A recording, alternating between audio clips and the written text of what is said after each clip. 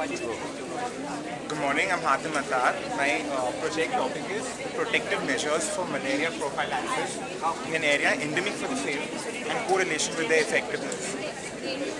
Now, in Mumbai, there's a huge amount of malaria and its incidence has been increasing ever since the last 5 to 6 years. The main vector for causing malaria in urban Mumbai is Anopheles stephensi, the lurking murderer. It generally breeds in clean, stagnant water, and it's increasing especially because of the large infrastructure changes that take place in Mumbai right now.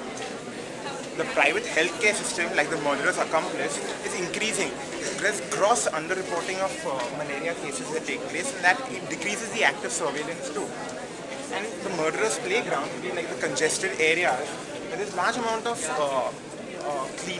cleaning not being done, and large amount of construction areas that are present, which increases the poor sanitation and improper drainage facilities, that increases the chances of getting malaria. The main objective of my study was to assess the education status of the people with respect to malaria, find out all the risk factors in their environment that can lead to malaria, to find out how aware they are about the protective measures, personal and household protective measures that can be used to prevent mosquito bites and especially malaria. Also to find out to correlate these protective measures with the efficacy of malaria. I found out the incidence and recurrence of malaria through my questionnaire and have correlated it with the prophylactic measures that they have used and assessed their efficacy. My study was conducted in Mumbai E-Ward because it reported with the maximum number of malaria cases in 2007. 200 randomly selected households were selected, and which included 971 people. So 971 people were covered under my questionnaire survey. The results were kind of obvious and expected.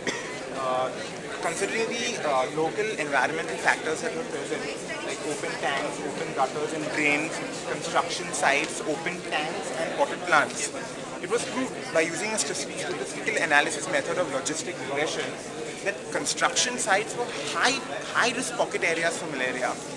And the malaria increased because these construction site areas have a large amount of open containers of water and clean water that stagnates, and that forms the breeding ground for Anopheles stephensi mosquito. So wherever there were construction sites, the amount of malaria incidence has increased manifold with respect to other areas where there were no construction sites in the area. Also, logistic regression proved that potted plants increase malaria incidence. The thing is, these household potted plants often have a tray below it in order to gather the excess water that pours down. And these trays again have clean, stagnant water. So that again proved to be a breeding ground for mosquitoes. My research surprisingly proved that open tanks do not increase the chance of malaria. But actually on further inquiry, I realized that the people misunderstood the question. It was not open tanks that they were thinking of. They were considering open drums as open tanks. So open drums, the water was filled during the day and utilized throughout the day just to be refilled the next day. So the water was not stagnant, and it was continuously being moved and stirred and mixed, and hence it did not prove to cause malaria. Going on to the protective measures that they used. Protective measures commonly used are mosquito nets, preventive medicines, repellents, creams, lotions, coils, insecticides, vaporizers, and plant-based repellents. And I realized that there's a huge gap between awareness and actual application of these protective measures. People were often aware of them, but didn't use them. For instance, mosquito nets, which were really useful, and the people who did use it never had malaria, but the actual usage was only 8% in the entire study. Coils proved ineffective because windows are kept open, fans are kept on, and the chemical dissipates out. So in short, insecticides, vaporizers were helpful, mosquito nets were helpful and should be encouraged. In the end, I'd like to conclude by saying that it is important to research in plant-based chemicals to prevent resistance of mosquitoes to chemicals, and also to prevent allergic and other reactions to which humans suffer from chemicals. Thanks a lot.